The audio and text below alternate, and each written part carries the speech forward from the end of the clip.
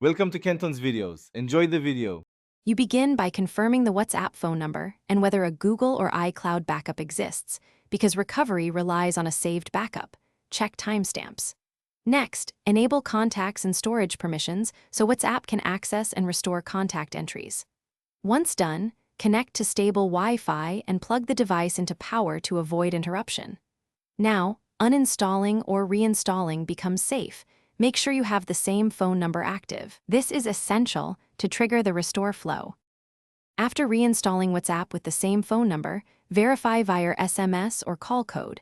This confirms identity and lets the app detect available backups. When prompted, tap Restore and allow WhatsApp to pull messages and contacts from Google Drive or iCloud.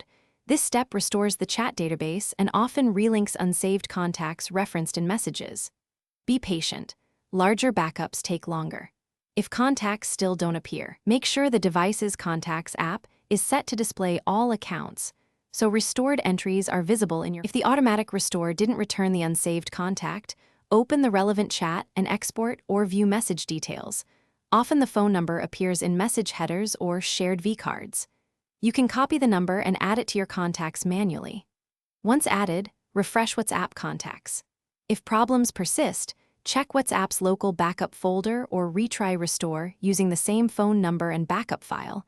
And, as a tip, clear cache only if instructed.